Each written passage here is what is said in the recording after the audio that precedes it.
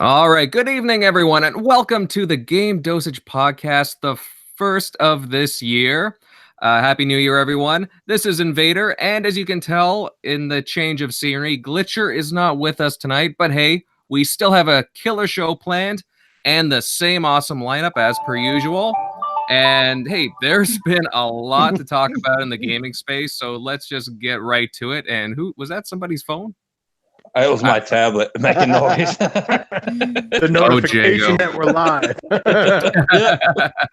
Oh, good stuff. Good stuff. But yeah, let's get right into it because there's tons of stuff to talk about in the gaming space. Thank you, everybody who's already in the chat, ready to listen, show up, and participate. So without further ado, let's get to some of these awesome intros. Let's start off with first, the man that can go nuclear even if you were about to set him off, Mr. Noof Nukem. Boom, boom, kaboom. Thanks, Invader. Yes, it's too bad that Glitch couldn't be here. And as a matter of fact, I think he may be missing in action for quite some time. Don't worry, guys. We'll get to the bottom of it. But in the meantime, we still have a fantastic panel. We got a great show coming up. Welcome to 2019. This is our first podcast of the year. All that good stuff. Stick around to the end of the show. I got some cool news as well that I want to share with everybody. And all that good stuff. But let's get over to the rest of the panel. And we got some juicy topics to get into. It could get a little moist up in here. Oh, don't get us started. Yeah. All right. And next up, a warrior lurking in the shadows, ready to pounce on gaming news, Mr. Jago Kukin. How you doing, bud? I am good. And let me just say this for the first show of 2019. Oh man. That was a buzz. Train derailed. I heard something. Like I said, first show of 2019. Let me just say this. Let's get ready to rumble! Oh, there you go. That's what I like. That's a little fire in the belly. Now, there is some passion right there. Oh, yeah. All right. And yeah, we're talking about some moistness going on here. So next up on deck, our favorite Final Fantasy lover, Miss Primal Eve. How are you doing, girl? I'm doing very, very good. I've been kind of moistless without you guys. So we're dry here. So I'm hoping all that buildup finally comes out tonight. I missed being with you guys here, and I missed everybody in chat. So I'm really happy to be back, and I'm really happy to see everybody that's been supporting us this entire time. Yes. Indeed, indeed. So dry in here is like sticking your dick in a box of crackers. Oh, God. Or just pounding the Sahara. Not that I've ever done that, by the way. Definitely feeling a little dry. Oh yeah, but never with Primal Eve around. Putting on the Ritz. And last up on deck, we have the Rockin' Red Menace, Mr. Proto Foxy. How are you doing, my friend? Oh, hell yeah. I'm finally happy to be back here on Monday nights with my family here on the Game Dosage podcast. It feels so good to be back. First show of 2019. I'm hardwired and ready to go. So let's kick them tires, light them fires, and get this show on the road. Oh, you said hard. All right. Yeah, and with some of these topics, I tell you, it's going to get pretty hard in here, that's for sure. So... No. Yes. Well, no, because there's been some really shocking announcements, and we're gonna start off with a real doozy. So, yeah, Bungie and Activision, they have parted ways with their relationship with Bungie, assuming full publishing rights for Destiny, and as well Activision moving forward with an increased focus on their owned IP and other projects. And panel members, what are your thoughts on this whole big piece of news? Is this a good thing for both companies moving forward? And I want to start with Mr. Noof Nukem. What are your thoughts on this? Is this both good for Bungie and Activision and for the Destiny property as a whole? Well, I definitely think it's good for Bungie more so than Activision. It's got to be a big loss for them. This has been one of their bankable franchises, right? But as far as the game itself, I mean, a big smart move on Bungie's part to acquire the license itself. Or, I mean, I would assume there was a lot of money changed hands. Or if nothing else, I'm sure if there's another Destiny, there will probably be a big royalty going to the way of Activision. I'm sure it's just they weren't cutting ties with that easy.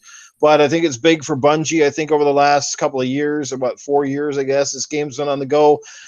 Their reputation's been kind of dragged for the mud. They went from the pinnacle that is Halo to the debacle that is Destiny. And while some people love the game, I think there's been a heck of a lot more community animosity and hate towards the game for, I guess, sort of over. Of all the franchises that have come out in the last few years, I would have to say that this one's probably one of the most hyped franchises we've ever seen. Technically and aesthetically, it kind of feels a little bit like Halo and plays a little bit like Halo. I mean, Bungie's known for having some pretty good engines and play control and stuff like that being good. But let's just say, like, Destiny, in my opinion, did not live up to the hype. I think Destiny turned into a grind fest with really no end game in sight. Some people love it and still play it, but for me personally, I think it was a big misstep. I think the fact that they got away from their traditional story arc and kind of went with a mixed mesh story, it was very confusing. I still don't even think I really understand the Destiny stories, to be quite honest with you. But I think it's definitely good for Bungie, step in the right direction for them. And I don't know what's going to happen in the future, if they've got enough finances to kind of fund their own stuff, or they'll end up with another publisher. I know there's community people crying out for Microsoft to buy them back up. But personally, you know what? If they are to be bought by Microsoft, if that was ever a scenario, let them do their own thing. Don't push them back into the Halo universe unless they actually beg to go back there, because your heart's got to be into it. We kind of had this conversation before the show, but not about gaming. But their heart's got to be into it, and we know that any creative publisher, any creative developers don't want to be pigeonholed into the same old. Now, Microsoft specifically created studios for Halo and for Gears. It's a little bit different. But if you're not, then yeah, you just know you can't sit back and complain. You know what I mean? Like, so I'm going to leave it at that. I think it's good for Bungie more so than Activision. And it's obviously something went sour in that relationship for it to be over, because I think they signed for 10 years. So, man, kind of crazy. Let me say, I even if I was a porn star, wouldn't have seen that one coming. No, you're doing. You're absolutely right. Like, their relationship definitely soured. I mean, there's been all these stories of Activision screwing around with taking out content from the retail game and putting in and out as DLC, and just different types of mishandlings with Bungie and the interactions. Like, there's all kinds of stories of the relationship souring early on. Jago, Mr. Shadowy Ninja, what are your thoughts on this? How do you feel? First of all, let me get this out here. I give a flying two fucks about how they fare. You know what I'm saying? I know that isn't part of the question, but I give a shit about Activision. I'm glad Bungie left. I mean, it's at the end of the day, Activision's gonna be fine because they still got Call of Duty, and Call of Duty comes out every year, and you got fanboys who just buy it for the multiplayer, which that's not me. If I don't have a multiplayer, a single player, I'm not buying that shit. It's trash to me. Bungie, they're going to be fine. They still have, the rights to self-publish. For me personally, I was hyped as fuck for Destiny. The commercials made it look, you know what I'm saying? Made it seem like what type of game it's going to be. But for me, was always a grind fest. It was too much of a grind. But there's people out there who love it. And I think Bungie will be fine with Destiny. And the hardcore fans, I just don't know, because a lot of people there's people out there like me that just you tried it, you grinded on it for a month or two because the story's not been real strong in Destiny. So they left like I did. I think Destiny's trash. It was overrated bullshit from the start, but there's guys out there who love it. And for those guys, I think Bungie will be fine now that they got away from Activision, because I'm sure some of the practices and things they did with Destiny was all guys sitting in a boardroom telling Bungie what to do and what to put in their game. So my big fear is they don't have that security blanket, which was Activision. So, if they whatever game they decide to do next, maybe Destiny 3 or something else, and they just drop the Destiny franchise, which I don't think they will. But if it doesn't sell too well, you could possibly see Bungie close its doors and be no more Bungie. That's my only thing I would think that would happen. That happen. So I don't know. I think they'll be fine. Let's hope so, but who knows? And I'm in the same boat as you. Like, I played the first Destiny, and I was turned off. I really didn't like the fact that there was this cool world Yeah. to venture in, and there was all kinds of weapons, and a lot of stuff was kind of reminiscent of Halo in a lot of ways. Yep. But I didn't like having to the whole grimoire thing where you had to like That look was up stupid. online all this That stuff. was too stupid. Yeah. It just You guys are making my soul sad right now. But the actual combat I thought was pretty fun. You know, that's why a lot of people were addicted to about it. the game was the combat Right. and how the guns felt. The Exactly. whole co-op aspect And- too. It was great to grab your friends and hop Yes. in and Oh yeah. play. Yeah, you got that right. Primal, what are your thoughts on this? What would you like to share? Are you even were you into Destiny at all? I played the fuck out of Destiny. It was my go-to game for a long time, and I even remember, well, besides Gears, I remember at Besides E3 when they had, when they actually announced Destiny, and they did say that it was going to be a 10-year game, and it was something that they were going to constantly update Bullshit. new content. I'm like, oh, Bullshit. this is great, exactly. And then I go and play Destiny. I did all the raids. I got my highest light level, and had all my friends. I did the campaign so many friggin' times because everybody started playing it, and I was like, that's fine. It gives me more shit to have. And then all of a sudden the DLC came out, and it was like, now you have to buy the game again to get the DLC. I remember that whole bullshit that happened in the beginning, and then eventually they got smart somehow and separated it. And that's what really turned sour for me for Destiny. And then Destiny 2 came out, and I said, okay, I'll give it a chance. I did the campaign. And then the whole same shit happened all over again, where the DLC was outrageous. It was one of those situations where you couldn't even do the DLC unless you had a certain light level. So it was like I'd be putting in money for something that I can't even access yet, unless I put in another 100+ hours to maybe get the gear drops that I want. It was, and the multiplayer for me, it was just a repeat of Destiny 1 multiplayer. It just, the whole game turned me off completely. Now, with Activision and Bungie separating, it doesn't really make me want to try and play again, but I am very curious to see what's going to happen with the game without having Activision having their greedy, grubby hands into it. That's what I really think it is, and Bungie can finally have the opportunity to put the game more of where they wanted to. I know. I Trying to think get pussy Bungie- in my teenage years wasn't as much of a grind as Destiny. Seriously. But I think Bungie can flourish on its own. It doesn't need Activision. I think that they do have enough talent and possibly ideas to not maybe do something else besides Destiny. You know, show us what else that you have. I know people are saying, oh, go back and do Halo.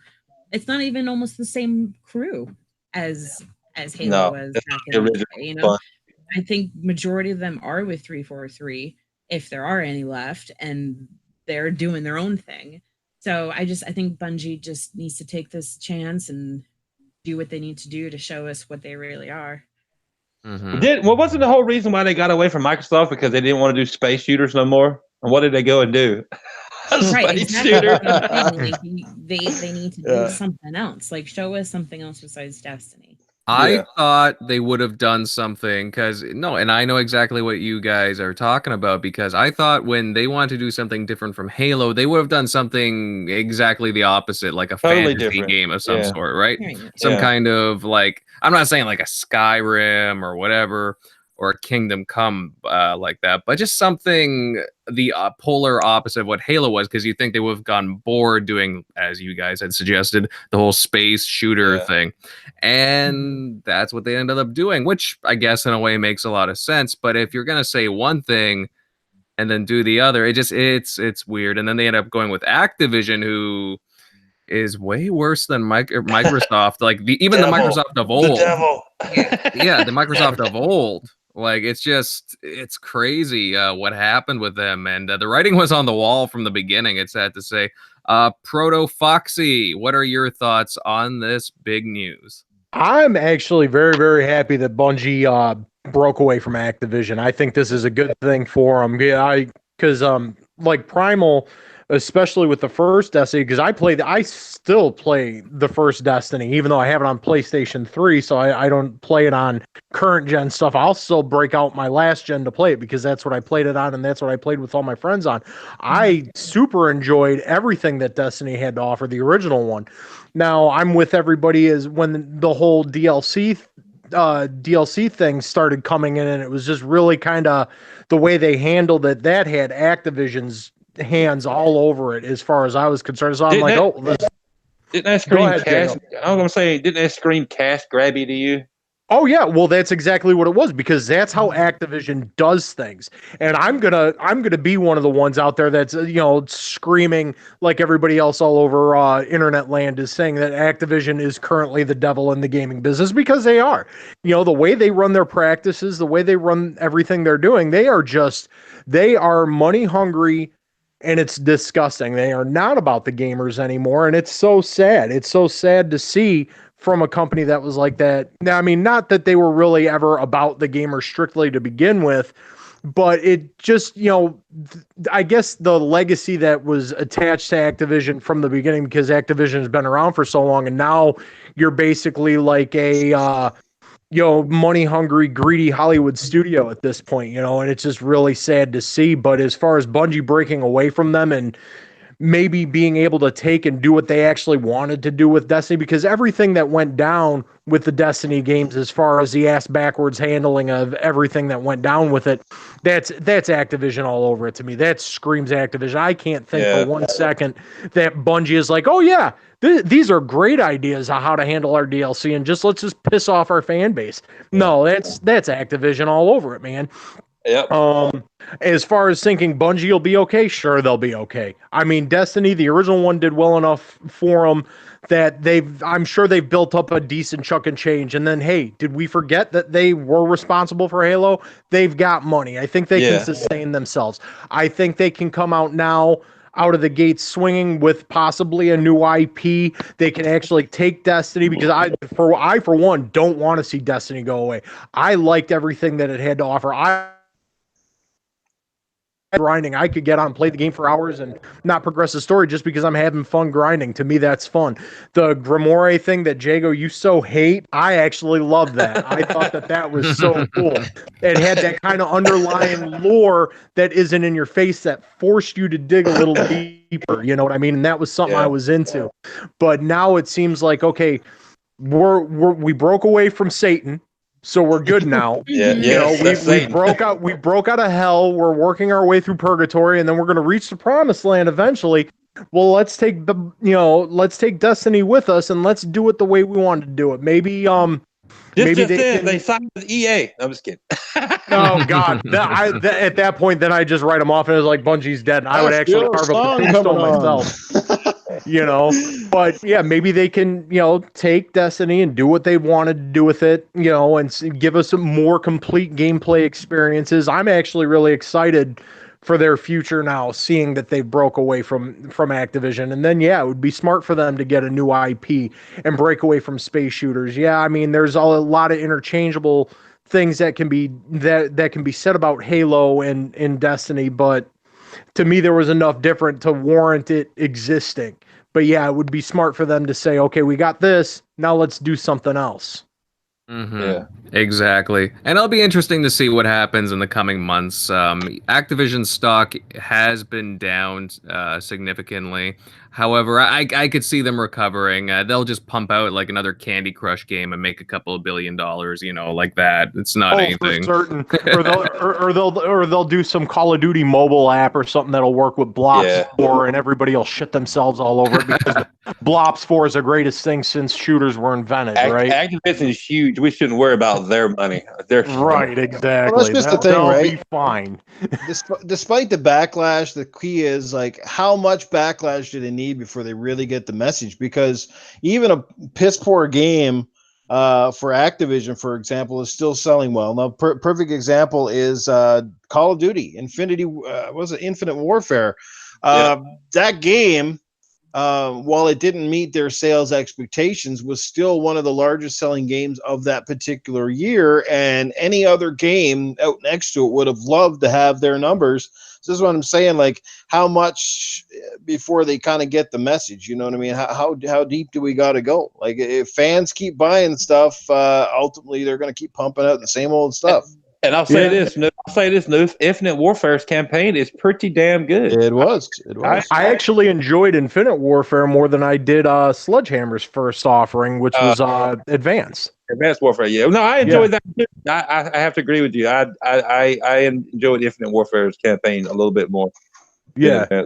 But it's to me, and Noof, I don't think they'll ever get the message. You're always going to have the bros. You know what I'm saying? You're always going to have the bros. But I think this is where a lot of companies are going wrong, and I think this is why they're doing wrong by the fans, is that when games are in the design standpoint now, they're often designing the game from the multiplayer out before they think about the story, before they think about like the technicalities of a game, or they think about how artistically creative a game is going to be. They're just looking about how many ways can we leech the gamer for money.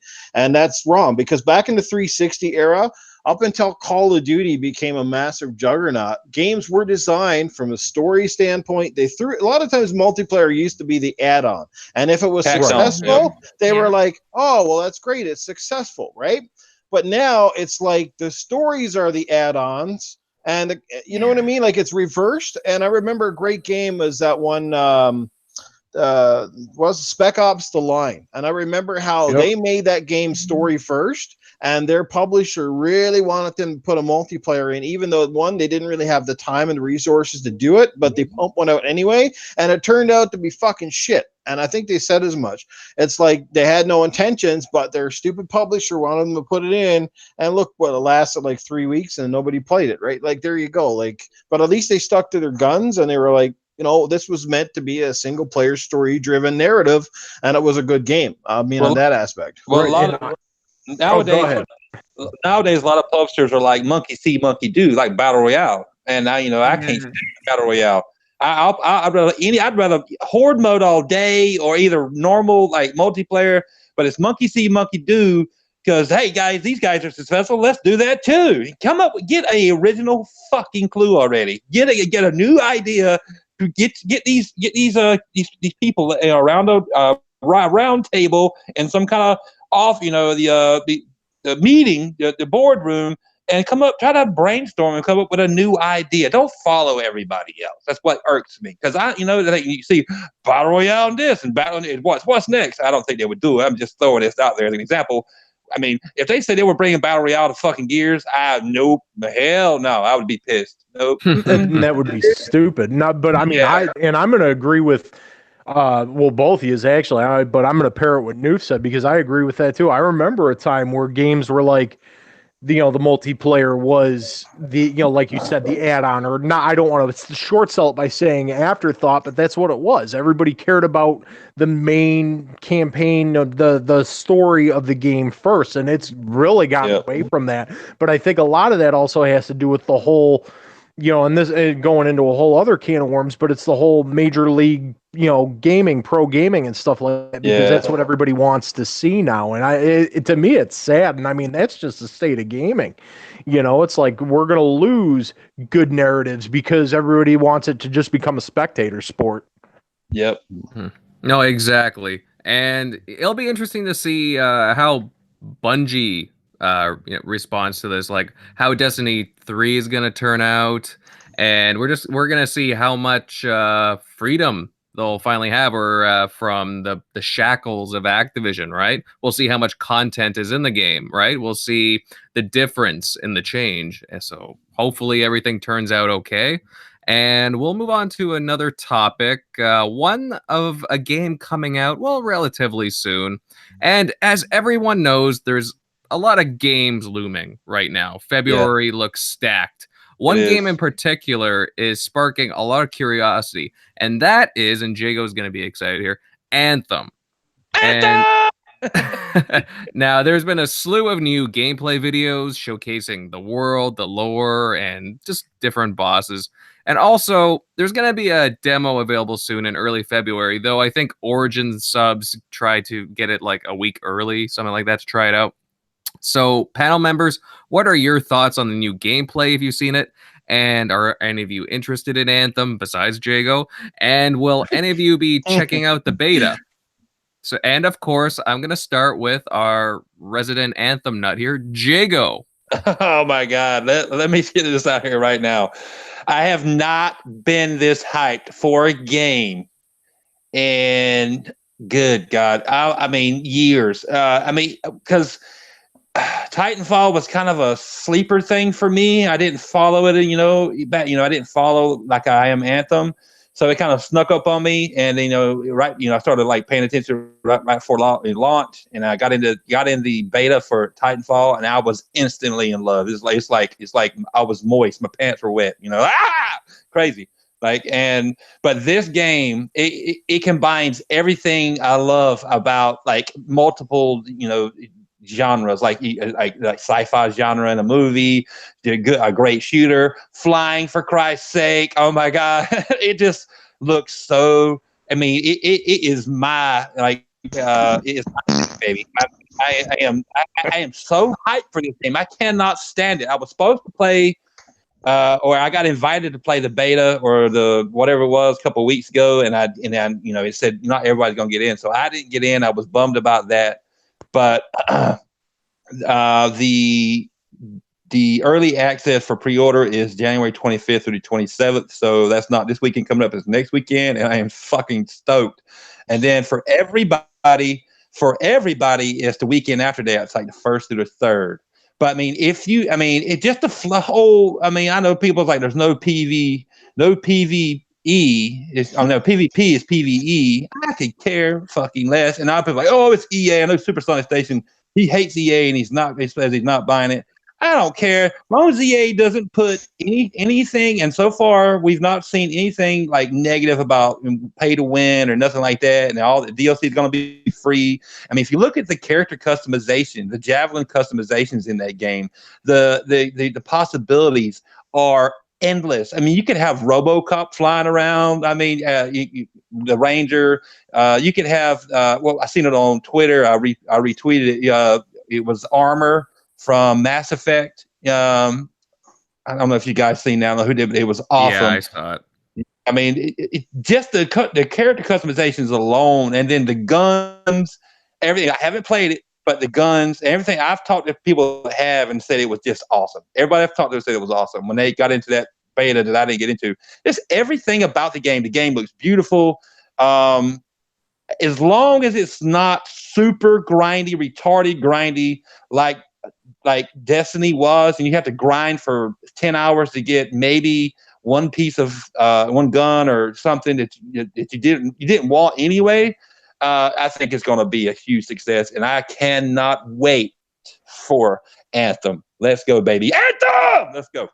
Now, just to add on that, Jago, do you have a particular suit in mind that you like more? Because I saw some of that gameplay of the Storm Javelin. I was like, wow, I love the stuff that you can the acrobatics and the combat. It looked really cool. Well, the Storm Javelin, he's able to control the lightning or the weather effects or something like that. I haven't really dived too deep into the Storm, but I've watched some gameplay of Storm.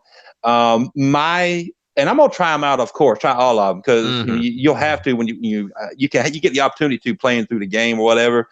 I'm gonna try them all, but I can tell you right now, the Ranger is, and the Ranger has been my go-to guy already, just because I'm always that type of guy. You get these options. You can play like gung ho, or you can play like sneaky, or you can play in the middle. You're good at everything, but not a master of none. That's always my type of go-to character. Like, you're good at everything, but you don't excel at one thing, or you suck at one thing. You're even across the board, and that's Ranger. And if you watch the Ranger, some of his gunplay, his special, he lights these people up and dropping and I put it on Twitter a bunch of times because I think it looks awesome. So he he brings his little HUD up or whatever, and it locks onto like 20 different targets and just rains down hell on them. Oh my god! And imagine being able to like customize him to look like Iron Man. Oh, I am so down with the Ranger or War Machine. Fuck yeah, dude! Ranger, yes, all the way, Ranger.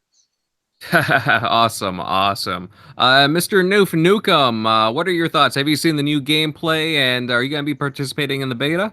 Oh, hell yeah. I'm getting Anthem on day one, man. Absolutely. I'm going to run my fat ass down to the store, and I'm going to pick up a nice shiny disc, and I'm going to polish it with my fucking ass crack, and I'm going to stick that fucker in my Xbox. I'm going to play it. What's the name of the fucking big Colossus? Colossus? Yeah. I like Colossus, and I think I like the Ranger. Something about that giant one, that big tank ass like Hulk. I like it. Contraption. This kind of he takes out that giant like fucking bazooka thing or whatever off his back. That was awesome. Story's looking pretty cool. Saw some video on that today. I think IGN did a first on it. So yes, I had to go over to IGN, but I was watching some of that. It looks pretty cool. Graphics are shaping up to look really, really good. Like I'm just anytime I can play a co-op game with friends, it's fun. Even as much as sometimes I griped about Destiny, it was one thing I actually loved. Like Primal alluded to earlier, is just anytime you can get with a couple of your friends and have fun with a campaign, especially stuff that doesn't take itself too seriously. Like so you don't have to sit there and play like 10 hours at a time. You can go in for a couple hours. You can go in for 30 minutes, and that's kind of what Destiny looks like to me. Like I said, I love the flying aesthetics. Look amazing. I can't wait to get my hands on it, man. I've been kind of like not trying to over-absolve myself with too much because I don't want to ruin anything. I don't want too much spoilers. So I'll probably give this beta or the demo a crack whenever that goes, and we'll go from there. But I'm just going to leave it at that, and we'll let somebody else on the panel jump in. Just so you guys know, I was reading something the other day. Me and Cyber Gunner were talking about this in a party chat a couple weeks ago. If you like he was like, you can't. He's like, you damn it, you're possessive. You want the Ranger all the time. I'm like, yeah, I'm having the Ranger, brother. He's like, okay, that's fine. I'll get one of the other ones. If you want a party of 4 Rangers, you can do it. If you want a party of 4 Colossus, you can do it, or the other 2. It doesn't matter. So I was hyped about that too because I didn't realize that until a couple of days ago.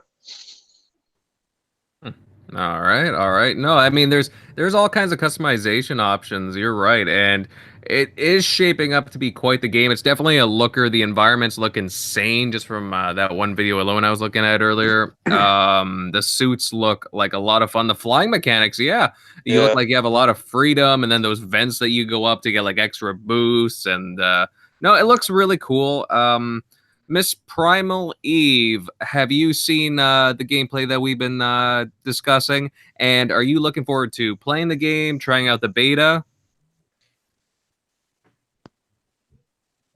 Primal? Yeah, sorry, my internet. I was going to say, good talk. My internet is like really, really bad right now for some reason. I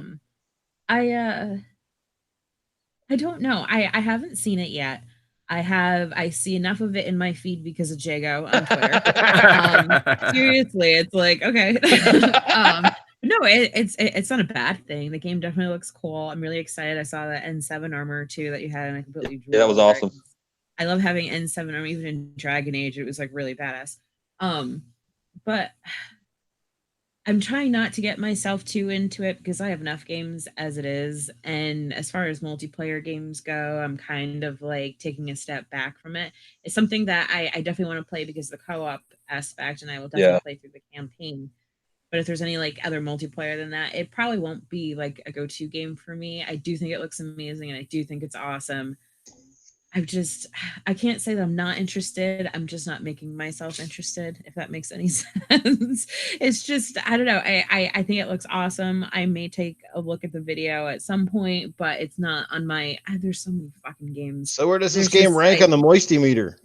It's like a I don't know. It's like a Monet. Have you ever heard the joke about Monet where something looks really, really beautiful, and then when you get close up, like it's some ugly girl who shouldn't be. Yeah, I've heard that. Oh, like people at the bar when you got your beer goggles it's just on. like, which is wrong because everybody looks good in their own way. You know, I'm not trying to make a stab at anybody. I don't want to have. Oh no, I'm an ugly bastard. I'll own that shit proudly. I know. I'm just kind of taking it all in as it goes. I will probably be more likely to play it if I have more friends, and it sounds like I will have plenty of friends to play this with, but I'm just kind of keeping it at bay right now. There's too many other things on my mind.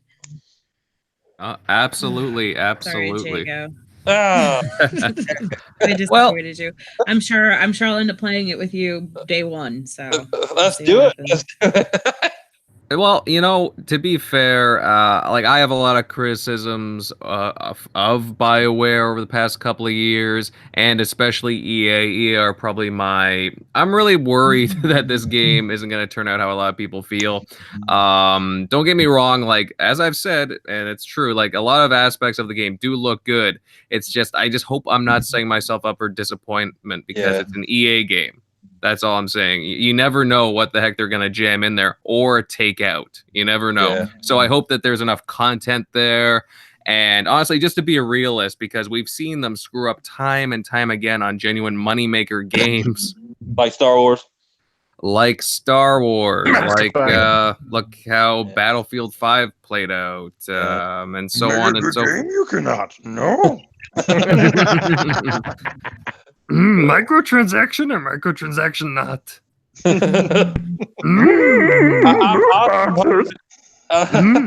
Move on to next panel member, I will. Protofoxy, what are your thoughts on this? Will you be getting Anthem, or are you going to be trying out the demo? Oh God, I really want to keep the Yoda thing going, but I'm just going to end up pissing my pants laughing. I'm definitely you will.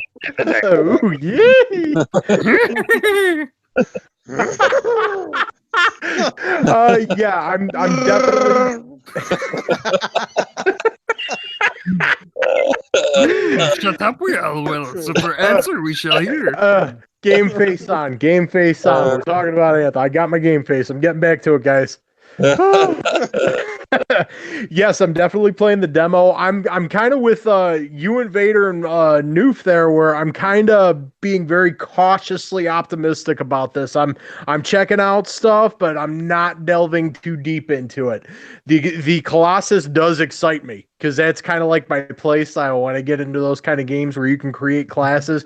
I like being that big heavy tank that just just kind of mows everything down. So that's pretty exciting. I'm definitely going to be checking out the demo and taking that in. It just looks like it looks gorgeous. It looks like it's going to be a lot of fun. And yeah, like I said, I'm just all valid points you made there, Invader. It's BioWare, it's EA. You got to be cautiously optimistic. You can't pre-blow the load, right? Because then all of a sudden you're going to be left laying in bed disappointed if it doesn't pan out. Well, again, I'm not saying this game will suck. I mean, we have to keep an open mind because of we know what EA is capable of, and unfortunately, a lot of their games in the past couple of years just haven't been as great as they could be because of misjudgments on their part. But it does look cool. Like I'm gonna give it a chance. No doubt. But definitely, it depends on preferences too. And I hope this game works out. And we'll see what happens, right, guys? Oh, right, for sure. Cautiously optimistic. I'm optimistic, but I'm gonna be cautious. Exactly. Moving on to next topic, I will. Assets in the boardroom, yes. Chat, do you like this voice or not? All right. So moving on.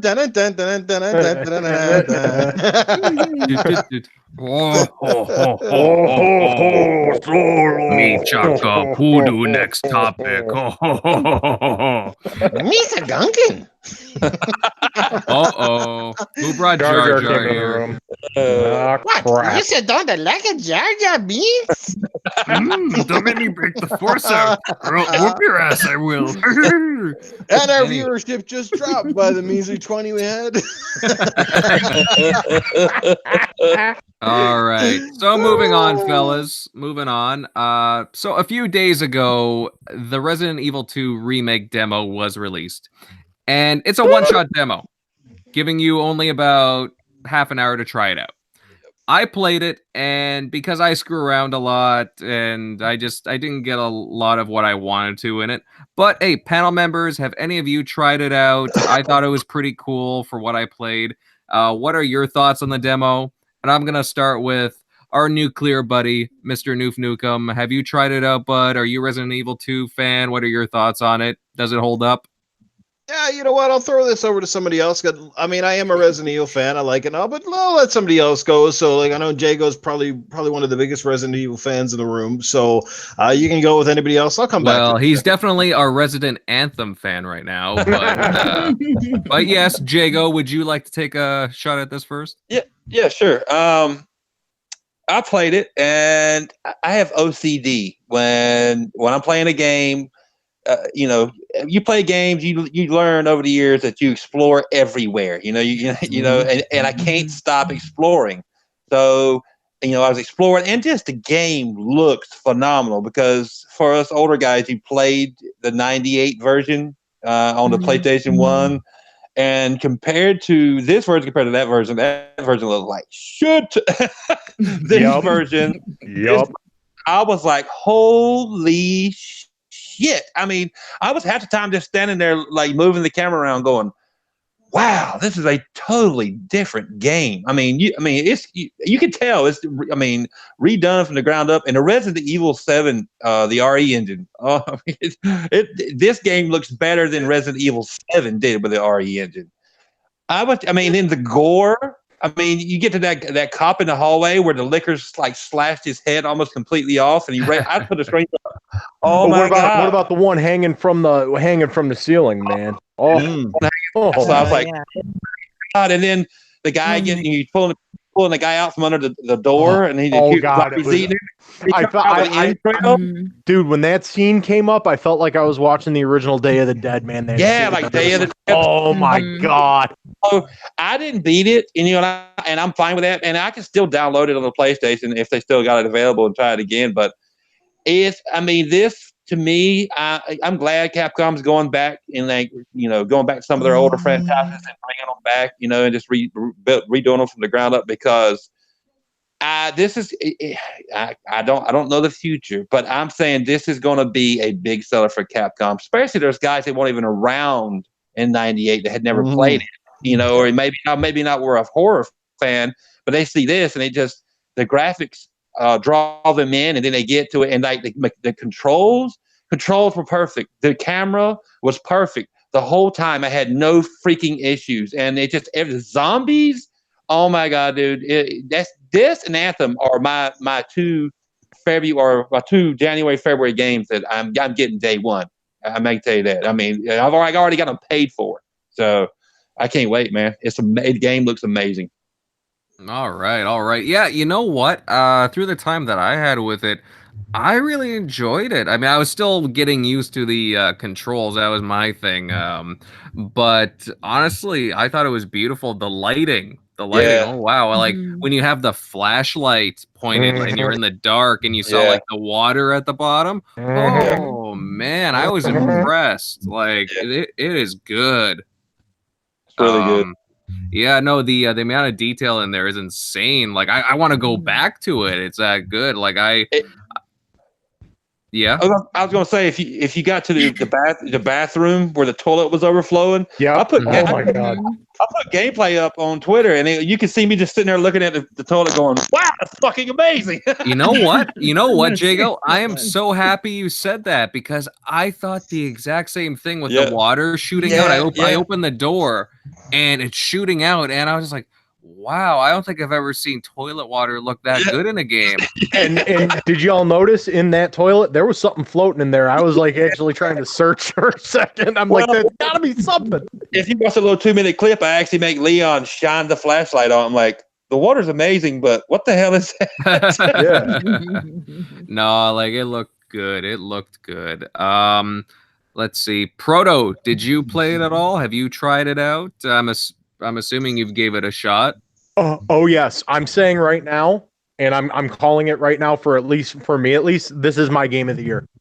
I'm saying it right now. I'm a huge Resident Evil fan, and I've been replaying the older titles in anticipation for this.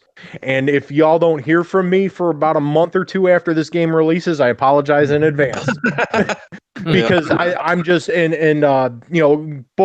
Glitch and I are huge Resident Evil fans, and not only did I play through the demo on the PS4, I have it on Steam waiting for me. I don't want to go back into it yet because I don't want to waste another half hour, because playing through that half hour, and I just, like Jago said, you explore those games. You explore.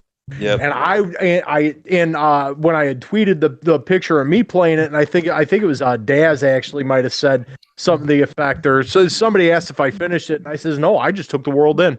I got close to the end of it. I know where I was, but I just, oh my god, the things they do with that RE engine. I thought Resident Evil 7 looked incredible. This smokes it, hands down. Smokes that title. The gameplay is tight, it is concise, it's consistent.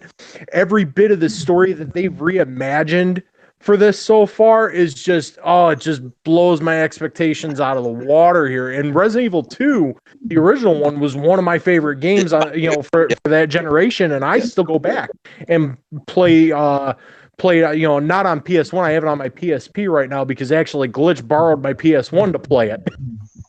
So, and Resident Evil 2 is my favorite Resident Evil. Yeah, next to the original's remake, because and this is what I'm going to say right now, the remake of that original game, I felt like that was a remake done correctly. You reimagined it, you gave it a real good looking coat of paint, but you added just enough in there to make it feel like something new, and that's exactly what they're doing. With Resident Evil 2.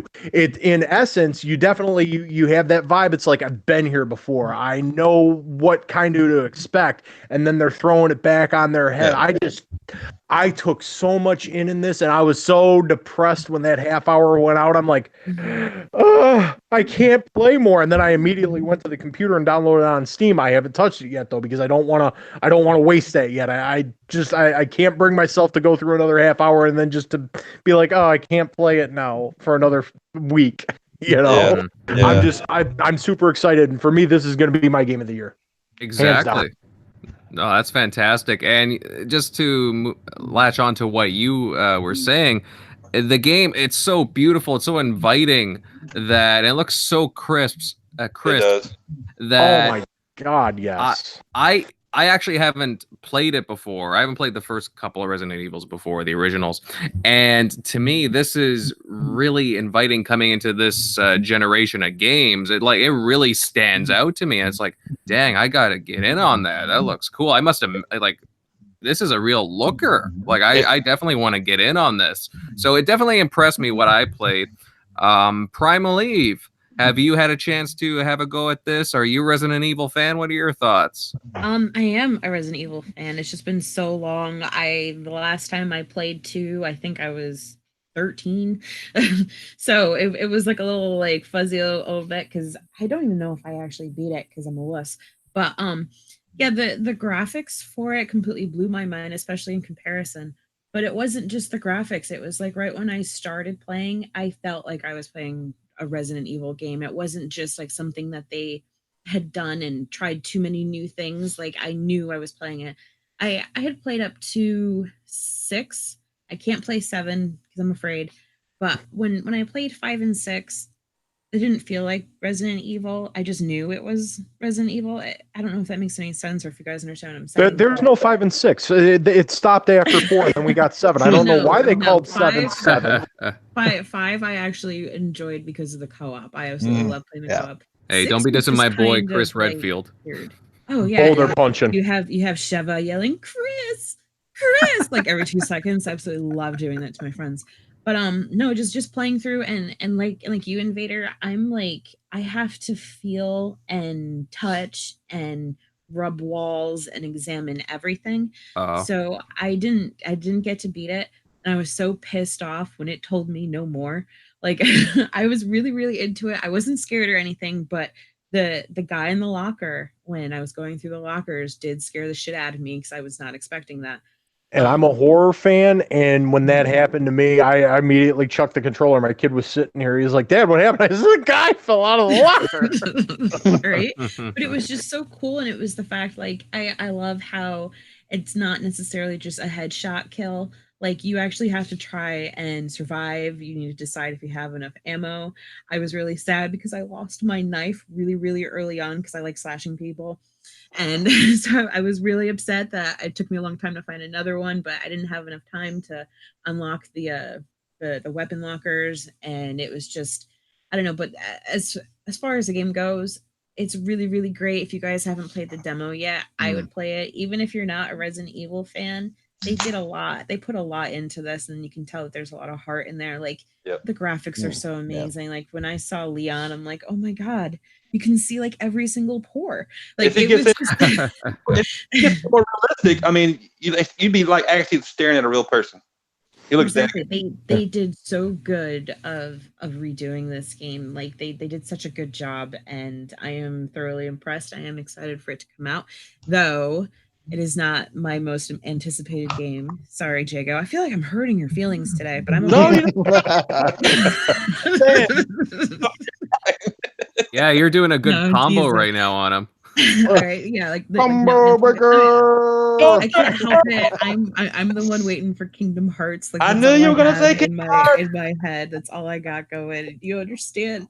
It's been 13 years. You were Supersonic. Okay, I guess it's been longer. It's been 20 years for Resident Evil 2, but still, it's been 13 years for this damn game to come out, and I don't even understand a damn thing because there's 500 other games on 500 other systems. I'm just gonna hope and pray and enjoy the game. But anyway, yeah, someone else can talk about Resident Evil now.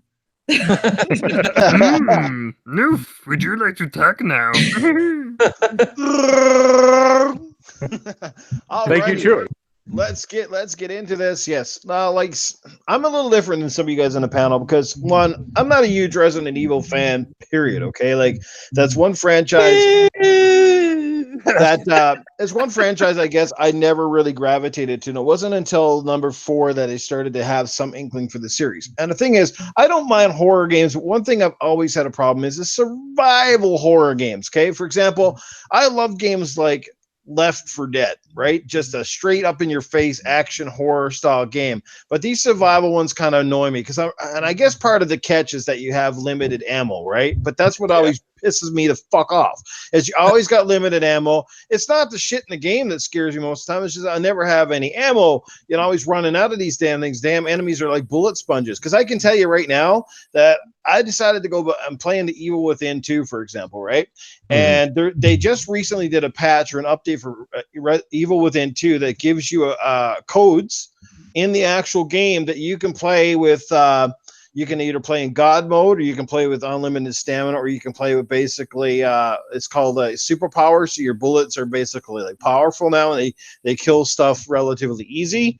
So that's the only one I turned on, and I'm enjoying the hell out of the game now because before it was a grind, and now I can actually go through the level and not feel fucking like every time an enemy comes at me, I'm fucked. You know what I mean? It's like, come on. And I'm actually liking that. Now, let's get back to the Resident Evil. Look, if you're going to do a game, you're going to do a remake of a game. This is how to do it. This is how it's done right. The graphics, as everybody mentioned, are stellar. They're amazing. You got to love how they're using the new RE engine or whatever. And it just looks outstanding. It's nice to actually play a Resident Evil game from a third-person perspective where the character doesn't feel as clunky as fuck like you're steering a tank. Because I remember that's one of the reasons I didn't like the old Resident Evil games was because of that archaic set in one view and then your character moved really weird. It was kind of like I remember like I went back a while back and I was playing Code Veronica, right? So when you're going in a camera relative motion, up was up, but then if you turned around, I think up was basically backwards. You know what I mean? Yeah. So everything was really weird and it screwed me up. Like I said, they're great games. I see why people love them. They are very creepy. This one is pretty cool. I spent the whole 30 minutes. I'm like Jago. I got some sort of OCD. I got to go in every room and open everything because I'm afraid that I'm going to miss that ammo box. Yeah. And then I won't have enough ammo to fight the shit that I needed the ammo for. So I'm always checking things out. Now, in real life, the only way I'd ever go into a fucking all these rooms, if this was real life, was if there were some naked ladies in there. Maybe I'd at least go in there because I don't know if I'm going to get taken up by a monster, I'm going to die happy before we get there. But but yeah, No, like I think it's cool. I think the game is great. I'm still riding the fence. I might get it. I'm just not 100% sure if day one. I did put a pre-order down on it, but Primal also just mentioned the fact that Kingdom Hearts 3 comes out at the same time, and I'm actually very tempted to buy that one as opposed to the Resident Evil. Smack me upside the head, but yeah, that one looks really cool. I'm actually dying to try the new Kingdom Hearts. So, well, I can tell you one thing: the controls are a million times better than the original Resident Evil 2. I'm telling you. Like I said, I had no problem with the controls. The camera, it wasn't crazy. I mean, it was perfect. I mean, I don't know how to explain it to you. It was flawless. That little 30 minutes I got to play, I thought they knocked it out of the park. Home run. You know, the best control I ever liked in a Resident Evil game was actually when they did Resident Evil 4 for the Wii. And I'll tell you why, because the Wii Mote was awesome. It was because the laser pointer, I could get headshots like it was going out of style when I played that game on the Wii, but fuck, they were hard to get on the GameCube. Yeah. And see, now I'm the complete opposite because I didn't enjoy it on the Wii at all, but I enjoyed the GameCube one. But then again, I also loved the old tank controls, so it's just I did especially because I just got, like I said, I've been replaying a bunch of the old titles, and you mentioned Code Veronica. I was just going through that. I just finished the remake of the original again, and just to me, it just those controls felt natural. But then jumping into the Resident Evil 2 remake, it was just like, man, this just feels so good. It does. Resident Evil is the granddaddy of survival horror, and they have stepped it up. With the Resident Evil 7 and this Resident Evil 2 remake, they have raised the bar so high. Mm-hmm. It's going to be absolutely. It's going to be hard for anybody to compete in the survival horror genre, in my opinion. And I mean, I'm a huge fan, have been since day one. So, but that's just me. I like, there's a certain game that I like that was inspired by Resident Evil, Dead Space. Yeah. Oh man, I miss Dead Space. I wish that would come back. You and me both, man. I love the Dead Space series. Oh, Isaac Clarke, how we miss you. Yeah. Unfortunately, we know how that went, unfortunately, with Visceral there. But I digress. Does anybody else have anything to add to the demo thoughts, or should we move on? I think we can go. All right. We're going to be moving on. Now, early into this year, we've already heard rumors of Microsoft looking at acquiring more studios. And recently, industry insider Clobriel hinted in kind of a cutesy rhyme that they're in talks with a studio whose name rhymes with a balloon or something along those lines. Now, panel, do you think Microsoft is still in the hunt for studios? Is this just rumors, or do you think that they're still on a massive spree of buying? Also, ideally, who would you like to see them buy? And I will start with Miss Primal, my darling lady. What are your thoughts on this? Do you think they're going to be buying up more studios? And if so, who could you see them nabbing in the near future? See, I spent a good time thinking about this. And I can't really pinpoint specific people for them to acquire. I know what I wish that they would acquire, and that I think would be a really great idea, because this is my favorite genre, which is JRPGs. They're missing out on a huge fan base that's on the Xbox, and it really pisses me off when I hear people say that that Xbox players don't like single player JRPG games. And it frustrates me, and I think that they would be so much more successful. Like Tales of Vesperia just came out this past week, and I think it's doing pretty well. I see a lot of people on my friends list playing it. I haven't gotten a chance to get around to it, but it's a classic that they brought back, and I believe it's being successful. I think that they need to go and seek out a lot more of this genre. I see a lot of indie games too, like the guys who did As Divine Hearts. I think that would be great. Yes, it is classic bit RPG turn-based, but it's still something that a lot of people I know love and enjoy. It's really hard for me. I'm not really good with people that make games. Yeah, it's just like the Right. big guys, and the big guys I know are way too up there. Like I can't say, Mhm. oh yeah, I would love. Well, for them even to types pick up of a player. games. Types of games or genres that you think would be good for them to be diving into, getting more involved in. Like you said, JRPGs, right?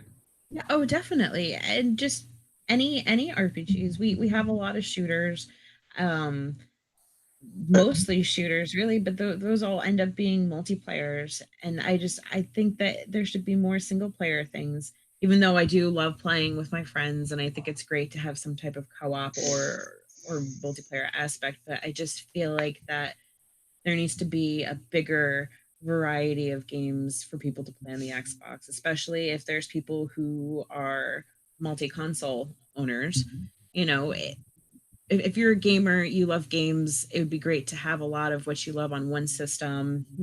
It's not necessarily annoying to go back and forth on systems, but it would just be great to see everything you love on everything that you play.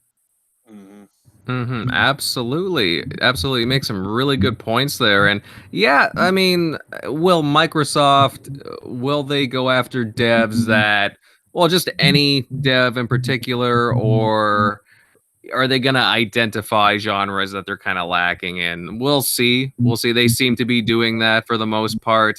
Proto Foxy, what are your thoughts on this?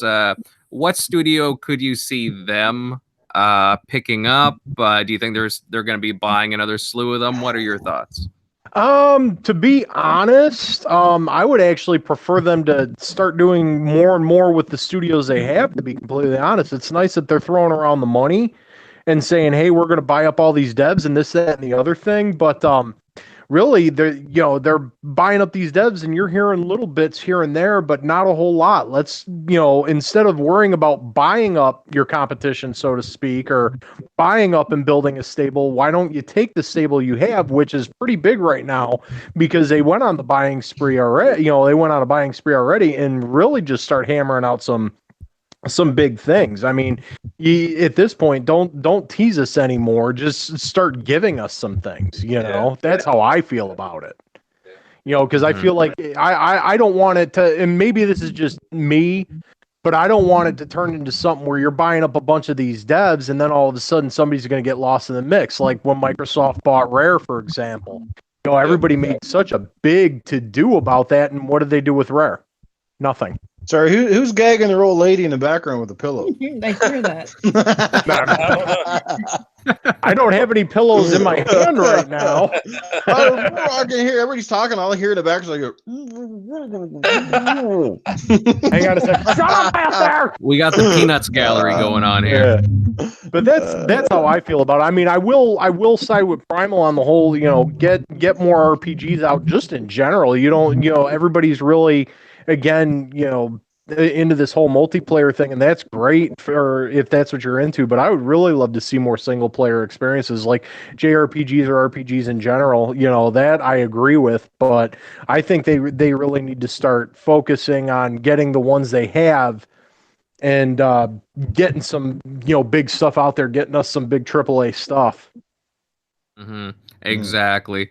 I think I'll put my spin on this right now. I think that they're still going to be buying studios in the tier of like a Ninja Theory and Obsidian and Exile, like studios that, like, they have talent. You can tell that they have a creativeness to them, but they lack that little extra oomph, that funding, right? That's why a lot of the studios that they've bought have been Kickstarters, for example. You got Compulsion, Obsidian, in Exile, like those guys are all Kickstarters. So I think you got to look there as far as the devs go. One that I might point out just for an example would be Double Fine. What else? Because they do some pretty interesting games. They might not be interested in being bought, but those are the type of studios that you might be interested in to put forth the creativeness. Let's see here. Mr. Jago Kukin, which studio would you like to see Microsoft get picking up, getting involved with? Do you see them picking up a slew of studios before E3? I don't know. Honestly, I don't know. I mean, let's be honest. They have bought a lot of studios, here in the near future. I mean, here recently they bought a lot of studios. I know Microsoft has a lot of money. We know that, but I don't know if it would be prudent for them to buy more since we haven't seen anything from the studios that they have acquired. I'm kind of on the consensus of let's see. I think Protofoxy was saying that let's see what they got coming. Before I would like to see what they're working on or teases or what they're working on before they buy anything else. Do I think they're going to buy any? That's a hard question to answer because they've spent a lot of money already. We don't even know what they've shelled out for these studios. If there was one studio that I would like them to buy because I was a fan of the series, is Crytek, because they hold the whole Crysis series. I know it's not a shooter, but I thought Crysis and for its time was fantastic. And let's be honest, they made Rise: Son of Rome one of the best looking games still to this day. When the Xbox One launched, and I'd love to see a sequel, but we haven't heard anything about that. So I think Crytek would be a good fit, and they were in trouble a while back, as far as I remember. So if Microsoft were to buy them, they'd be under that blanket, so to speak, to keep them maybe from going under. You say another game franchise to come back. I remember, and I thought about this. I remember enjoying Legacy of Kain a lot. Oh my God, yes. Yeah, and I would love to see that make a return. With the updated graphics or whatever, and just keep it exactly how it was, lore wise, everything, gameplay wise, but just update it and bring it back. I would love that, but I don't know. And man, especially the way they ended that, the way Defiance ended. Yep. It's like, man, that was like the cliffhanger and then nothing. Nothing. Yep. So I would love to see them make a return because we got kind of shortchanged on that. Yeah. So, but I don't know. I mean, Microsoft's got micro dollars of billions of micro dollars, but I don't they spent a lot already. So I don't know where their head is right now, honestly. Like ideally, I would like to see them cover a few other bases, like as Primal had alluded to, like RPGs in general. But I think we'll be seeing some more there from Playground and probably Obsidian from the looks of it. But honestly, like they could use some more really like what I'm lacking from them is like an Alan Wake kind of game personally. Like I miss that kind of like a thriller kind of like I would like to see a really scary game from them as well. So if they could pick up a developer that not necessarily has an interest in doing that, like let's say Red Barrels who did Outlast, right? That would be cool.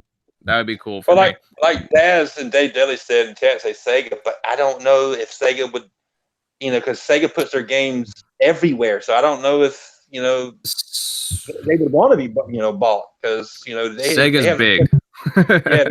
Yeah. They have games everywhere. So Microsoft would have to spend a shit ton probably to get them. I don't. Well, it depends. That's a. Sega isn't just Sega. Sega's like a large groupings of studios. That's the problem. But I mean, the thing is, there's all kinds of studios out there. Noof, what are your thoughts on this? Are there any studios you can think of that might be interested in being purchased? Who do you think would be a good fit for Microsoft? Because they're going to be picking up somebody. What are your thoughts, pal? To be quite honest with you, Jago pretty much took my words right out of my mouth, and that would the one that seems logical would be Crytek because they have had some financial troubles. We know that that Rise: Son of Rome has huge potential. It's a great franchise. Not to mention that Crysis is still one of the most popular or renowned third-person shooters out there. Is a great character in the vein of Master Chief, and I think there's a lot of untapped potential with that particular franchise as well. They have the graphics technology and the game engines are well established and they look amazing. So this is the reason I think Crytek would be the logical one. You have a superstar studio underneath your gun, give them them the sources, give them the cash, and see what they can do. Outside of that, though, it's hard to say because there's been so many studios shut down over the years, a lot of great ones, that sort of thing. But one thing I wouldn't mind is maybe now that IO Interactive have cut ties with Square Enix, they could be a potential as well. I think, obviously they went out and acquired their Hitman franchise, but outside of that, I think they're pretty talented and they could definitely bring some great games to the fold. And another thing is just, I would like for somebody to finally take the plunge to give EA a fucking kick in the pants when it comes to sports games. Are you not tired of seeing just EA and 2K dominate the sports scene? Remember when the sports scene was crazy back in the Xbox and PS2 era when you had multiple studios doing sports? And I know it's a crowded market and it's a tough one because it's so hard to beat an established franchise like Madden, but I mean, there's still got to be sales in there. If you do a good game and you do it right, I'd love to see someone come out and lay a smack on a Madden franchise with a great football game. And I think the biggest problem with that is so much money to acquire the licenses that they're afraid they won't get return on investment, right? But I mean, hockey right now, it's one team making hockey games, and EA dropped the ball back in the 2000s with the hockey, and 2K came over. Actually, it was Sega Sports. Sega Sports were phenomenal. So, like, get some of those talent, even though they might not be have their studios anymore. Is like get some of those people if they haven't been absorbed or absolved by other studios, and start up your own brand of sport. I think they have enough clout to stand on their own now, and would actually start giving people a run for their money. So that's something I would love to see as another sports-based publisher, maybe from Microsoft, that can actually stand up to the EA Sports of the world and encourage more, because there's been lots of racing games, right? Everybody's making racing games, but why is nobody making football or making baseball and all that? And as far as those exclusivity deals that these companies are signing, shame on them. That's bullshit. Buying up the markets so nobody else can make an MLB game or an NFL game, that's horse shit. Screw those guys for doing that stuff, because they're just, I hate that. But anyway, I'll stop there. Mm-hmm. No, and that makes a lot of sense. And I'm hearing a little muffling right now. Yeah, I'm hearing it's like a muffled echo. I know. Like if Primal goes over and sits on a speaker here, we might have a fucking Howard Stern situation. I was just gonna say I could start going the but I'll put this out there, fellas. Since we talked about Bungie recently cutting ties with Activision, do you think, because I think we have to bring it up at this point, do you think Bungie might rekindle their relationship with Microsoft? Do you think Microsoft would be interested in reacquiring Bungie? I'll just put it out there, and if anybody wants to take on the question. I'll jump in and quickly say yes on both fronts. But I think if Bungie were to come back into the fold for Microsoft, I think they obviously would be under obviously the environment of Microsoft is much different than what it was at one point in time. Hell, it's a hell of a lot different now, apparently, than it was even 3 or 4 years ago, up until Phil came in. It looks like finally Microsoft as a company is realizing that gaming is a multi-billion-dollar business, and there's endless amounts of money to be made if you do it right. So Bungie coming back in, as long as they don't go, hey, Bungie, you're coming in, but you're going to go back to making Halo. I'm sure if they were to come back, they would say, if you guys wanted to make a Halo, we wouldn't stop you. But that would be on your own accord, because we have 343, or you could help out 343 with some things. But I definitely think it's something that Microsoft would probably consider. Phil had that tweet, which I think is to be taken with a grain of salt, just like congratulations or whatever. That just, hey, looks forward to seeing what's coming in the future. But again, it's how much to acquire them and where they want to take things after. It would be a huge acquisition, like to bring them back into the fold. It would make a lot of people on certain sides of the fence very, very salty indeed. So I think it would be cool, but I don't think it's going to happen. No, I don't think it's going to happen either, because Bungie has finally gotten away from the devil, and I'm sure, wasn't there a tweet or something where they were popping champagne bottles because they were away from Activision? They're able to have creative freedom, like pretty much what they want to do now, without somebody telling them, sitting in a boardroom telling them, you have to put this in your game, you have to do that.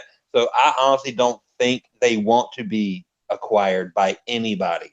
And if they were acquired by Microsoft, they couldn't do they couldn't do a Halo. 343's got that, so they'd have to go somewhere else. They said they were tired of doing a space shooter, and when they left Microsoft, so if they got reacquired by Microsoft, if I was Microsoft, I'd be like, look, you can do Destiny 3 for the fans if you want to, but after that, we got 343.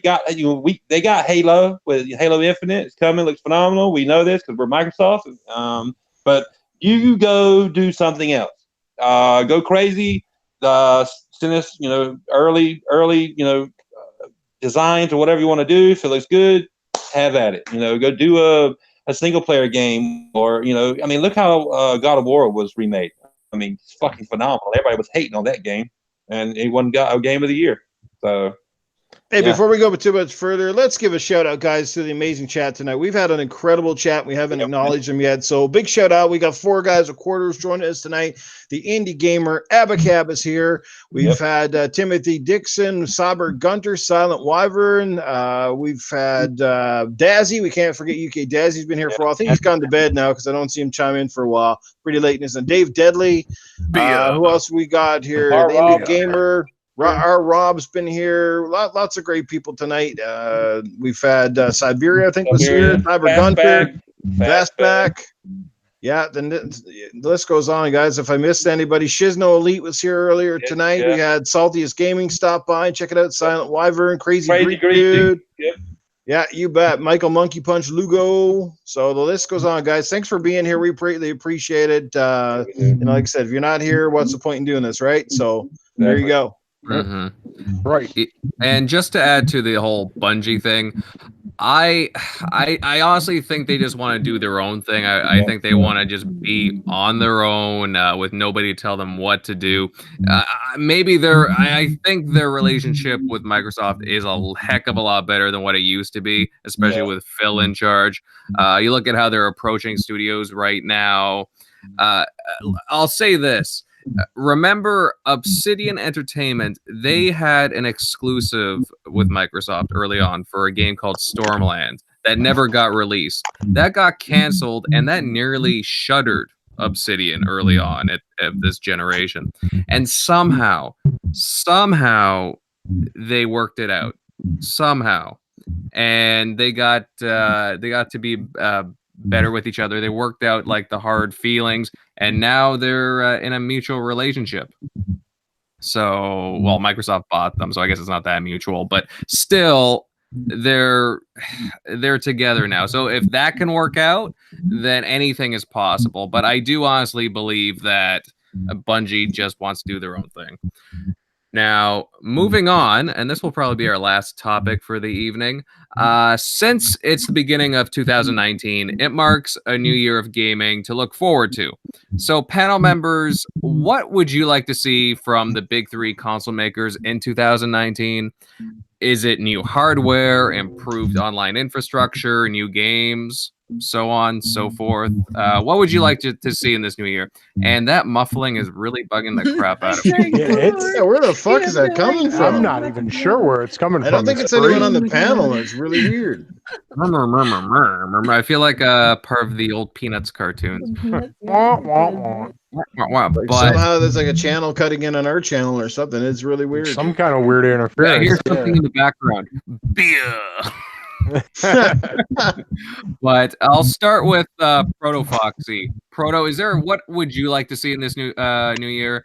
Any games in particular that are far off, or even if it's just like next week, what are you hoping to see in this new year? Just give me the games at this point. I mean, at this point, everybody's looking at the next gen, which is, about a year out. So everybody's almost going to be sitting and thinking that the current gen's going to be a wash, but let's not look at it that way. Let's just get the games. I mean, I've already said Resident Evil 2, that's going to be my be-all, end-all. I'm sure I'm going to enjoy Anthem and some other offerings that are coming down the pike, but I want to see some more games that are just going to knock my socks off besides a couple of titles. I want to see games. Let's have this generation go out with a bang if this is going to be the last full year of it. You know what I mean? I mean, everybody seems like they've got their ducks in a row. I mean, of course, if we're talking big three, Nintendo, of course, has to get their act together as far as their online stuff goes, because it's been atrocious for years. But everybody knows Nintendo plays by their own, plays by the beat of their own drum, blah, blah, blah, blah, blah. But get with the times at this point. Let's get your online in order. Let's get whatever you're going to do that's going to replace the eShop in order. Let's get the titles that everybody's asking for. But I just want to see games at this point. I mean, it seems like, being that this generation is going to be out the door, we're already set in our ways, and then everybody's going to start ushering in the next stuff. Let's just give us the games at this point. Let it just be about the gamers. Indeed. And yeah, well said. I totally wholeheartedly agree with you there. Miss Primal Eve, what are you looking forward to this year? Besides muffling? Yeah, but from the big three console makers, what would you like to see? Like, any improved online? Are you looking forward to, like, do you want to see new games that we haven't been announced yet that you would like to see, new hardware, so on and so forth? Oh yeah, I'm really ready for new IPs. I'm ready for new anything. I know it's great to remake and remaster and relive. Like, me personally, I've been going back and I've been playing Final Fantasy IX and Last Remnant and Star Ocean to the other time recently, just to get those feelings back. But I'm ready for some newer things. I know we're all looking forward to Halo, and that's great. But what else can we play besides Halo? And now that Microsoft has acquired all these new studios, show us what we have now. Especially, I'm such a huge fan of Ninja Theory that I'm so excited to see what they have for us. But yeah, I'm all about seeing new games, hardware, okay, but it's great to upgrade and have new hardware. But I don't know, I kind of feel like we're spoiled. We've spent so many years without having all these amazing graphics and 60 frames per second and 4K native, non-4K native, 1080, whatever, blah blah blah. I think it's fantastic, but for me, I'm all about the games. I just want to see some good, fun shit. That's all I really want. And I want that muffling to go away. That's something I'm looking forward to this year, is that muffling going away, because it's progressively getting louder and louder. Chugging, and they haven't stopped yet. And they're just going. Yeah, I don't know what the hell's going on here. That's the weirdest shit ever. Oh man. The Mumbles podcast. Must be Yoda and him having an argument in the background. I don't know. So I just can't help it. It's like a bloody where's Charlie Brown and Lucy and Snoopy? But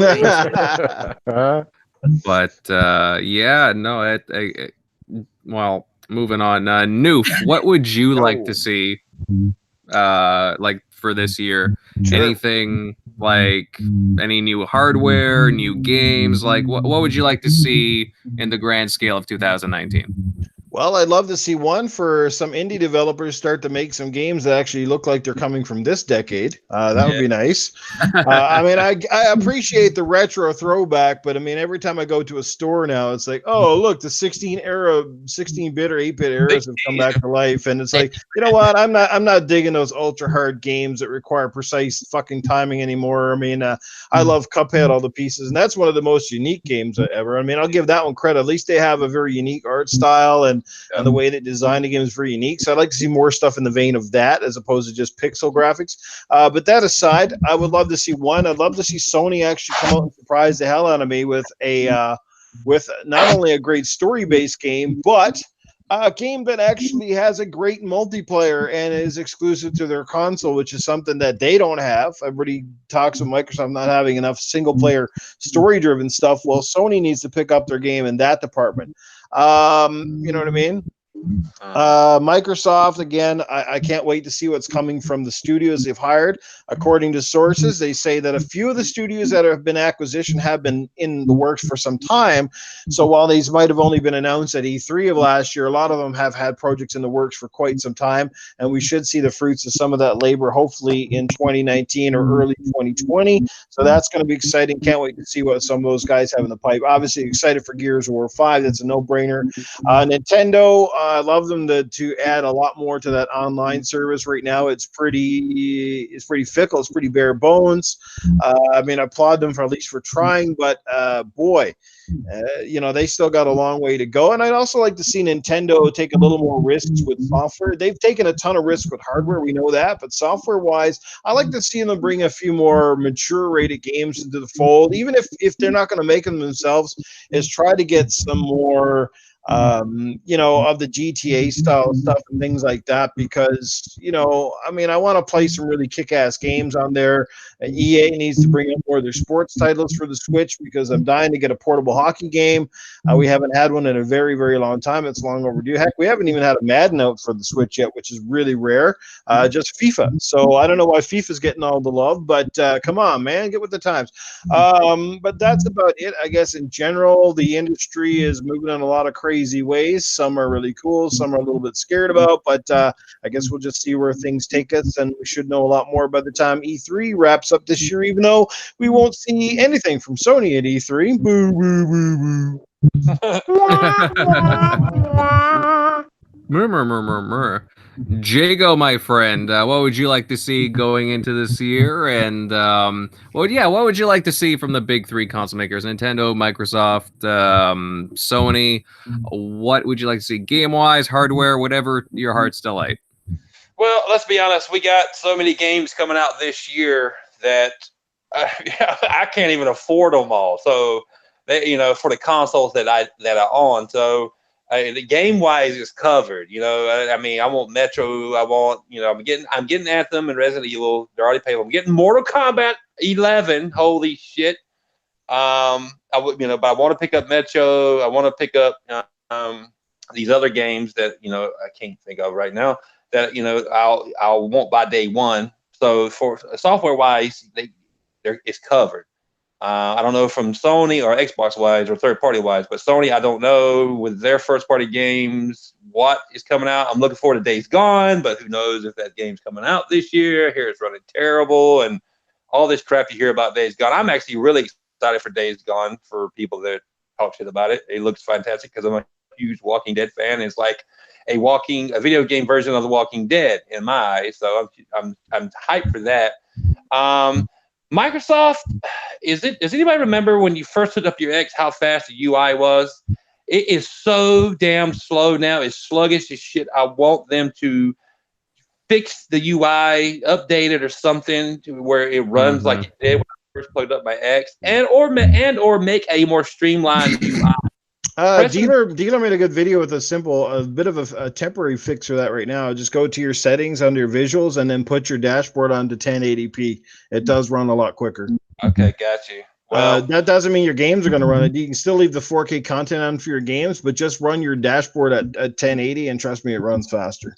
Okay, well, yeah, I'll do that. But I want Microsoft to make their freaking controllers out of better material, because I've been through more Xbox controllers than a girl does tampons during that time of the month. But because the drifting with the sticks, I get it all the time. It's not if, it's when. Every one of my Xbox controllers, and I think I've bought 10 this generation, get it. So I'm just waiting for this, because I'm using the Scorpio Edition controller, because I wasn't used, because I got I got the JD Phoenix controller and the Gears controller that came with my Gears Xbox One S, and I'm not using those. So make your controllers out of better material. Like, that's one reason why I haven't bought an Elite controller, because so many people said the rubber's coming off, the bumper brakes or the trigger brakes. I just can't justify buying, spending that much for a controller that expensive. But just, because I know it's different for everybody, you have different experiences, but I had no 360 controllers fell on me that way. Zero. So that, and with Sony, I want, we already hear the rumors that Microsoft's got it covered with consoles. I mean, if you can't afford a Microsoft console with what they're supposedly bringing out, I mean, you don't need to be playing video games. With the streaming box, $100, whatever it's going to be, $150. The discless one, the Lockhart, the Anaconda. I mean, there's plenty of options for you. Sony's probably going to be more traditional. Who knows? But that's where it looks like it's going. So, and they got supposedly VR built into their their PS5 supposedly. It's not about the console; it's about the software. And I want Sony, if they're going to continue to support the VR, I want them to bring out more AAA experiences like Resident Evil 7, or give you options to play said game in VR. Like Resident Evil 2, I'm gonna be honest, if it was, and I'm an Xbox guy, but the only reason I bought Resident Evil 7 on the PlayStation was for the VR. If Resident Evil 2 was coming with, and I know it's not, if it was coming with a VR option, I would buy it on PlayStation to play it in VR, because I played Resident Evil 7, beat it 3 or 4 times only in VR. I can never go back to playing it just on TV, because you are so immersed in that world. You get chills up your spine when the dad is chasing you, and he's right behind you with that stupid shovel or whatever he's got. That's the way to play a horror game. So I want them to bring out more, AAA experiences. Or if people bitch about VR titles, well, you can beat the campaign or beat the game in 3 hours, and that's a big problem. Resident Evil 7, when you first played through it, I didn't beat it in 4 hours, but I got to know it so well because I played it so many times. I beat it in under 4, and I got the skill saw with supersonic station, or the circular saw. I call it skill saw, is what I was raised with, but it's circular saw. When I beat it in under 4 hours, and supersonic station is trying to do that now. I don't know if he ever will. But he wants it so bad. But yeah, bring out more. I know Ace Combat 7 is supposed to have a VR mode, but I'm not going to buy Ace Combat 7 just for the VR mode. But bring or make the option for VR games on Sony's console to be able to play it in VR. So that's my thinking. All right, good stuff. Good stuff. Yeah, for me, I would like to add that. Well, as far as Microsoft goes, it's obvious. I want to see new IPs from them. I want to see what some of the studios have been cooking up that they recently bought. We know that Ninja Theory is cooking up something. I've seen trademarks for names like Upres and Bleeding Edge. So let's see what that leads to. To me, it sounds like hack and slash. I'm really excited to see what they have cooking, as well as what Playground's second studio is. It seems like Fable, but either way, there is things cooking. I want to see them now, because we've done a lot of waiting, and I'm kind of tired of waiting at this point. So hopefully we get to see them come to fruition this E3 this year. As far as Nintendo goes, and that muffling is really pissing me off. Anyways, yeah, with Nintendo, I want them to be more competent with their online.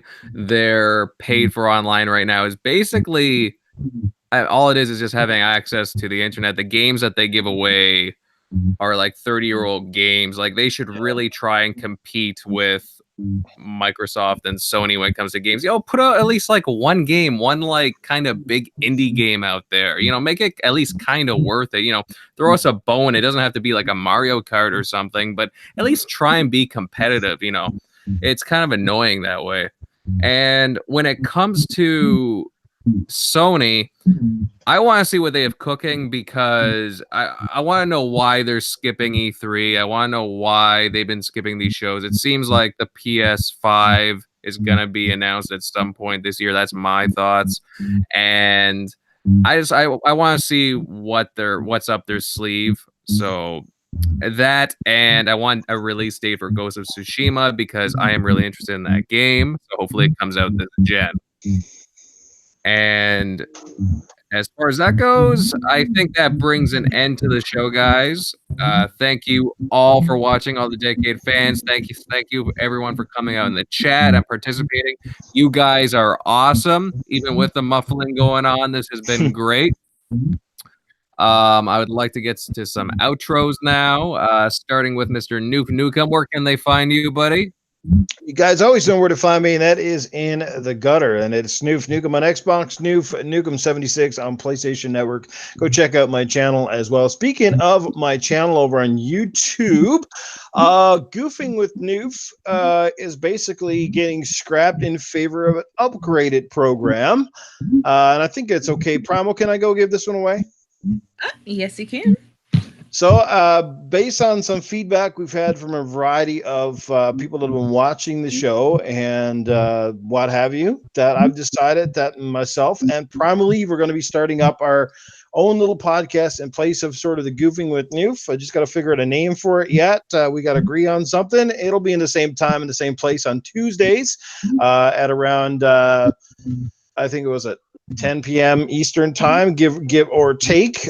But I'm pretty excited to bring Primal on as a permanent member. We're going to have some good laughs for sure. We got to iron out some details, but we'll post it here very soon. I haven't really had a chance to sit down and chat with her on that whole stuff yet, but that's what's coming forward, guys. And we're going to still have some guests and stuff join us as well, but it'll be the gruesome twosome going head to head. Each and every week. Ooh, all right.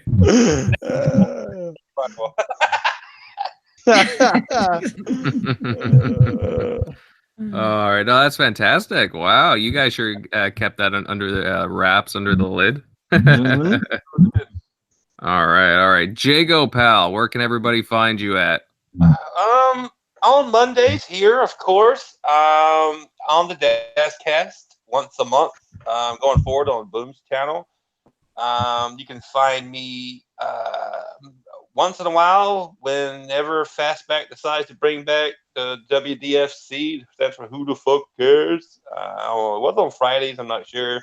Fastback may be doing something different with the God, I can't think of the guy's name right now. But anyway, there once in a while. And you can find me on YouTube, Twitter, Instagram, and Xbox Live, all at Jacob Cookie. Appreciate you guys for hanging with us tonight, panel and chat. Great. All right. And, Miss Primal Eve, since you just announced the new show with Mr. Noof, where can everybody find you at, my dear? Well, just like Noof said, I'll be joining him on Tuesdays at 10 o'clock. Still don't have a name yet. It could be Goofing Some Noof in Eve. For all I know. But you can also find me on Twitter. I'll be hanging out on the Xbox. I do hide often. I am really on, but I hide. I'll admit it. I'm a horrible person. I am online a good chunk of the time, and I probably will be disappearing. Primal, are you reading the chat right now? What Abacab said? It's so difficult. It's very difficult. I try not to anymore because of it making me flustered. But yeah, I'll be on the Xbox also not at Primal Eve. Jesus, guys. And then I'm surprised it wasn't Jago saying anything. And then also on PlayStation, you can find me as Primal Eve. On there, I mostly play single player games. I don't really do any multiplayer. So if you actually want to play with me, it's going to be on the Xbox. And I think instead of goofing with Noof, it's going to be gooing with Noof, if you catch my drift. But yes, I went there. Can we call it the Sloppy Seconds podcast?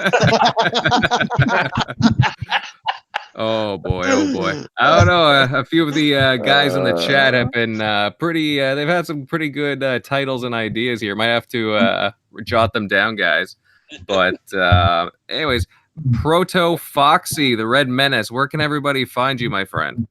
Everybody can find me here Monday nights, of course, because this is my favorite place to be on Mondays. Otherwise, you're finding me on Twitter as Foxy Proto. You're going to find me on YouTube as Proto Foxy. You're going to find me on the PlayStation Network as Happy Emo Puncher, and you're going to find me on Steam as Wicked Lance. And I just want to say, everybody who's tuned in, thank you so much, everybody in the chat. Y'all are fucking great. This is a reason why we do this, and it's just so glad to ring in the new year with the panel and everybody here. Yes, sir. Exactly, some good words. And of course, you can find me, Invader, on this channel, Invader Gaming. Thank you all for watching. And of course, you can find me on Twitter at Invader1986, as I'm pretty active there. Again, guys, thanks for watching. It's been great. You guys are always fantastic. You are the lifeblood of the show. We have some of the most dedicated fans out there, and couldn't ask for some better people in the chat. And with that being said, sorry, the muffle continues. But yes, guys, again, thanks for tuning in, and we're going to be taking off now. So take care and see ya. And keep a tight ass. See you later, we will. Yes. Muffed we are.